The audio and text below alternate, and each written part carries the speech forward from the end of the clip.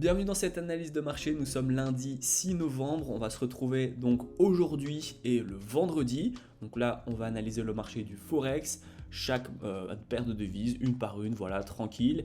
Et on va mettre des prédictions, des billets, etc. Pour cette semaine, on va analyser en H4 afin de faire du swing. Comme ça vous allez pouvoir également suivre de votre côté, même si vous regardez la vidéo un petit peu plus en retard. Ensuite, je ferai une autre vidéo le vendredi pour débriefer tout ce qui s'est passé durant la semaine, voir si nos prédictions ont bien été validées ou si on s'est trompé, pourquoi on s'est trompé, pourquoi on a eu raison, etc. etc. On va commencer tout de suite sans perdre de temps par l'AUD-USD, donc en H4. Alors ce qui s'est passé avec l'AUD-USD c'est très intéressant, on était dans un canal baissier, en dessous de la moyenne mobile à 200 périodes, c'est une moyenne mobile simple. Donc là on était tout simplement dans un canal baissier et ensuite ici on a eu un gros point important, une cassure d'un point important et donc un gros signal d'achat. C'est une cassure par le haut du canal baissier plus une cassure par le haut de la SMA avec cette grosse bougie ici à l'achat.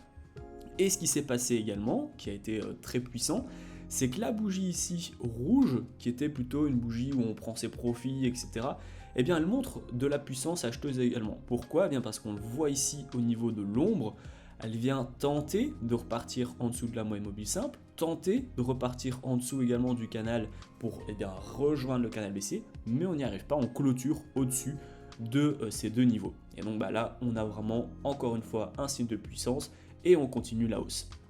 Actuellement, qu'est-ce qui est intéressant de faire ? On a une assez grosse résistance qui est juste ici, ça c'est la grosse résistance, et on a un niveau également ici et ici. Donc on va plutôt, quand on a plusieurs points qui sont assez proches, ce qui est intéressant c'est de faire plutôt une zone. Donc là on a une zone ici de résistance, et on le voit de toute façon, regardez, juste si je zoome un petit peu, les prix ont tenté et ont échoué pour le moment, et ils ont rebondi également sur le bas de cette zone. Donc tant qu'on est dans cette zone, il n'y a pas vraiment de biais. Par contre, dès qu'on va casser le dessus donc à 0,65206, on aura donc un signal acheteur et on va pouvoir viser des niveaux juste ici en fait qui était le support précédent. Donc on va avoir un niveau ici, un premier là, on va donc avoir un niveau à 0,65683. Et par contre, si les prix cassent et clôturent par le bas les 65,028, on va avoir un retour à la baisse. Dans un premier temps, on va aller chercher ce niveau-ci, autour donc des 64,600. Et après, soit on va rebondir, soit on va aller chercher la moyenne simple directement. Donc voilà pour la USD. Pour le GBP USD, on a fait un joli coup sur le canal Telegram. D'ailleurs, si vous voulez rejoindre le canal Telegram pour obtenir des signaux et des analyses tous les jours, le lien est dans la description, c'est le tout premier lien. Et là on a fait un joli coup parce que, un petit peu pareil que l'AUD-USD, on avait un canal ici baissier où on touche là, on avait un autre petit canal à l'intérieur où on touchait un petit peu plus. Et là on casse par le haut le canal baissier, on casse par le haut la moyenne mobile simple, c'est donc un signal acheteur. Je ne me suis pas positionné tout de suite dès qu'on cassait, attention, il faut toujours attendre un petit peu, est-ce qu'on va redescendre, ravaler tout de suite, voilà, il ne faut pas tout de suite se positionner. Donc j'attends une bougie ou deux, donc là on clôture, la bougie ici elle est baissière mais elle clôture quand même au-dessus de la moyenne mobile simple, donc je me dis ok très bien, j'attends donc la prochaine bougie et au final je me suis positionné quand j'ai vu que c'était encore une bougie verte, donc qui finit en hausse et on voit ici l'ombre qui a encore rebondi sur la moyenne mobile simple à 200 périodes.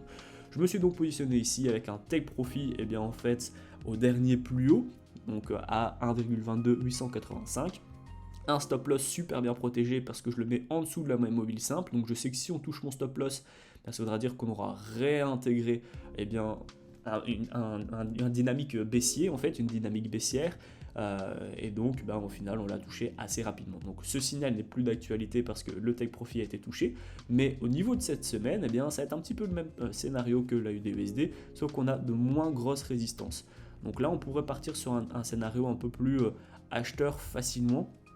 On a ici une résistance où là les prix sont actuellement en train de la tenter, mais si on casse par le haut cette résistance, on va à mon avis assez rapidement aller chercher ce niveau-ci, et si on le casse, on ira chercher ce niveau-ci en début de semaine ou même en fin de semaine. C'est un niveau assez lointain sachant qu'on est en H4, donc les 1,24 534 et ensuite les 1,25 683. Donc ça c'est les deux niveaux pour cette semaine sur GBP USD. Et évidemment, eh bien, si malheureusement les prix cassent par le bas le support et retour à la baisse, eh bien, on va avoir en fait un premier contact sur le moyen mobile simple pour voilà, retrouver un petit peu de neutralité et repartir ensuite.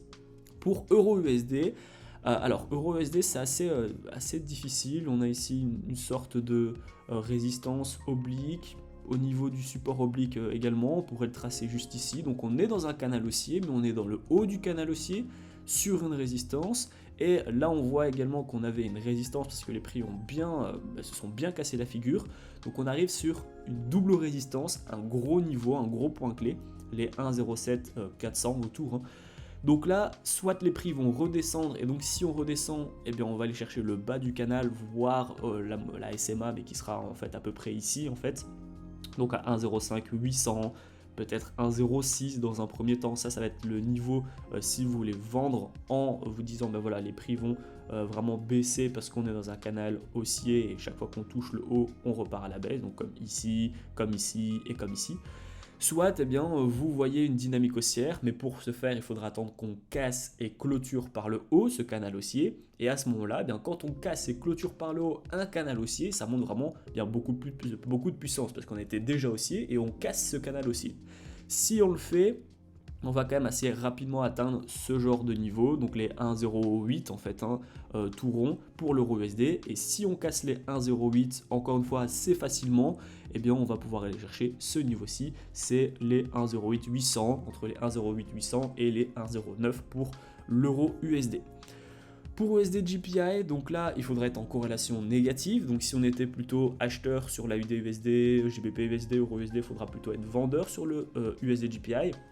Si vous êtes sur la même unité de temps et que vous avez toujours un objectif en swing, n'oubliez pas, vous ne pouvez pas vraiment acheter sur Euro USD et acheter sur USD GPI. Il y a en fait un problème de contradiction. Mais là, voilà, pas grand chose à dire. On est sur la SMA, on va probablement rebondir comme on l'a fait ici, comme on l'a fait ici. Donc là, voilà, soit on va rebondir encore une fois vers ces niveaux-ci. Hop, voilà, ça c'est la grosse résistance, les 150-517. Soit, eh bien, on va casser et clôturer par le bas la moyenne mobile simple. Et là, on va atterrir assez rapidement sur les 148-800. Donc là, qu'est-ce qu'il faut en fait pour avoir un billet? Eh bien, il faut attendre la clôture. Là, on est sur l'ouverture des marchés, c'est assez tôt. Là, il est 9h au matin chez moi à Dubaï, donc il y a 3 heures de décalage avec vous. C'est encore un peu trop tôt, il va falloir attendre que le marché se réveille, tente des choses, rebondit, etc. Mais si voilà, on voit vraiment que le niveau se casse et qu'on a une petite accélération baissière après la cassure par le bas, on aura donc un billet vendeur. Ensuite, USD-CAD, donc là l'USD-CAD a vraiment beaucoup perdu de terrain à la suite donc, de sa tentative de cassure. On a cassé et clôturé par le bas la moyenne mobile simple à 200 périodes. Donc là, bon, qu'est-ce que je vois? Je vois vraiment une continuité baissière sur les 1,35 là autour. Je vais mettre ici cette résistance, voilà, autour de ce niveau-ci, là où on a eu des petits rebonds et une cassure, et là où on a eu un joli rebond, sachant que bon, à part ici, je vais dire, il n'y a pas vraiment de gros points clés qui pourraient faire rebondir les prix. Donc là, on est vraiment sur un signal baissier pour le moment, si les prix ne se retournent pas.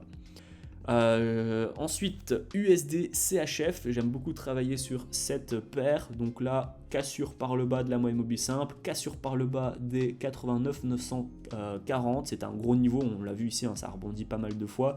Donc là, qu'est-ce que je vois? Eh bien, je vois une baisse personnellement et j'estime que la baisse va continuer jusque les 0,89 0,45. Pour moi, il n'y a pas de raison que les prix rebondissent entre temps parce qu'on a vraiment ici un billet baissier. On a tenté de casser par le haut, mais on a tout de suite on est tout de suite reparti par le bas en dessous de la moyenne mobile simple, et là également on l'a cassé quand même assez rapidement et on a assez rapidement comblé le gap.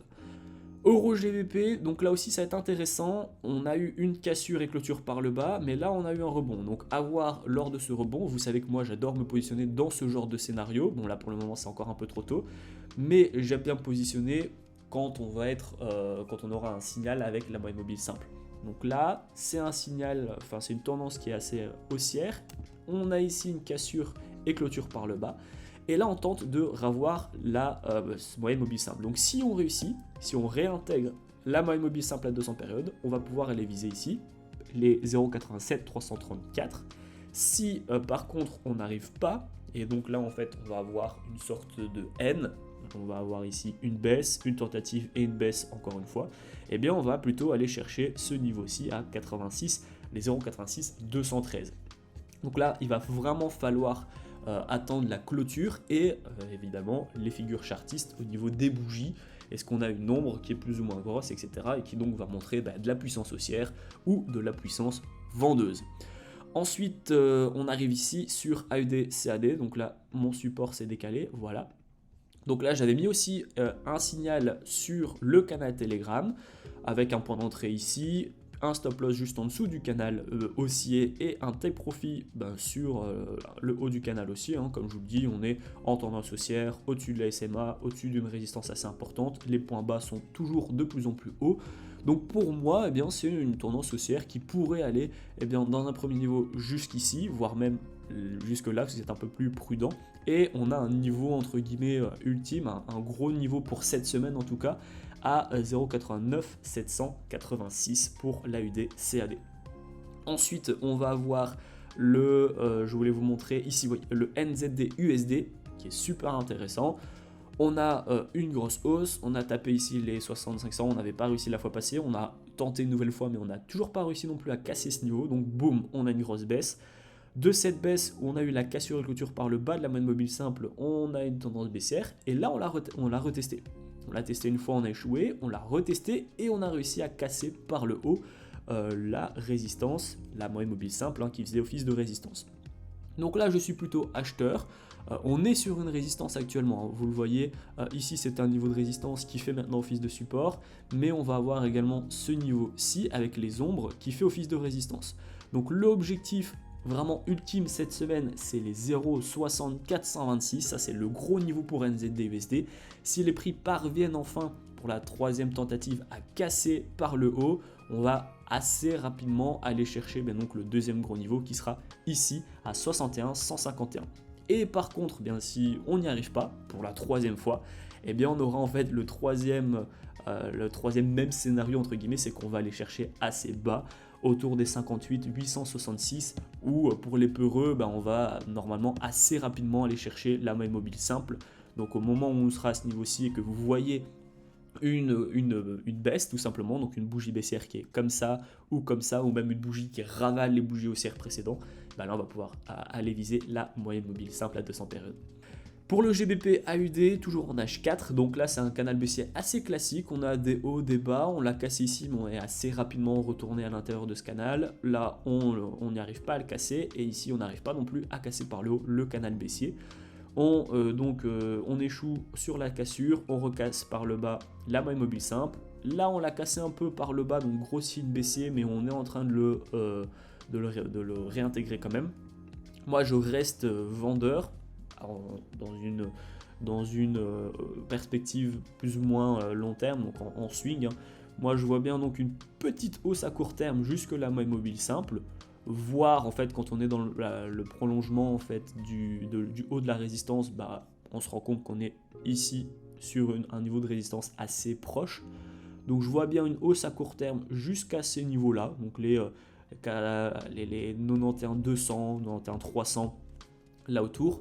Et ensuite, dès le premier mouvement baissier, que ça soit une bougie d'engouffrement, que ça soit une grosse ombre baissière ou que ça soit tout simplement une bougie de retournement, je mettrai une vente et je vais viser à ce moment-là le bas du canal qui va me donner soit de ce niveau-ci, soit de ce niveau-ci en fonction encore une fois de votre point d'entrée et de vos objectifs à 1,89 528. Là, ça va nous donner donc un bon trade parce qu'on sera en tendance baissière, en vente, avec un super point d'entrée et un stop loss qui est assez proche et qui pour le coup est bien protégé par la résistance oblique qui en fait, si notre stop loss est touché, ça voudra dire qu'on aura cassé et clôturé par le haut le canal baissier et donc la baisse ne sera plus d'actualité. Donc voilà pour GBP AUD pour les niveaux de cette semaine. Et on clôture avec EURO-JPY, donc là on est en tendance haussière à moyen terme, ça fait quand même ça fait quelques mois qu'on est en tendance haussière, on a bien rebondi ici avec le support oblique du canal haussier plus la moyenne mobile simple, la SMA à 200 périodes. Là, voilà, on est en plein milieu du canal, mais il y a eu cette résistance hein, qui va nous poser problème à court terme. On va sûrement la retenter hein, là bientôt. Donc si on casse cette résistance, on va aller chercher le haut du canal. Là, on va aller chercher plus ou moins les 161 400. Si par contre, on ne parvient toujours pas à casser ce niveau de résistance, eh bien on va finir par du coup créer beaucoup de pression. Et cette pression, eh bien, si elle pète le canal, le bas du canal, on va aller chercher à mon avis ce niveau-ci. Vous voyez, ça faisait office de résistance juste avant et donc ça nous fera office de support, sachant qu'on aura ce support ici, plus le support oblique, ça fera double support à 158 874 et donc ça pourra être un potentiel rebond pour retenter de casser cette résistance à 160 691. Donc voilà mon analyse de la semaine en H4, donc en swing trading pour les paires de Forex. On se retrouve donc vendredi pour voir un petit peu qu'est-ce qui s'est passé cette semaine, quels ont été les points importants. Je ne vais pas rentrer dans l'analyse fondamentale parce que j'en parle déjà dans mon canal VIP, donc il n'y a pas de souci à ce niveau-là. Donc voilà, j'espère que vous allez passer de bons trades cette semaine. N'oubliez pas de bien poser vos stop loss, de bien faire attention avec vos ratios, ne soyez pas trop gourmands. Voilà, faites vraiment super attention. Vous avez mes formations de toute façon offertes, vous avez mes vidéos offertes également sur YouTube. J'ai fait plus de 1200 vidéos, donc il y a vraiment de quoi se former.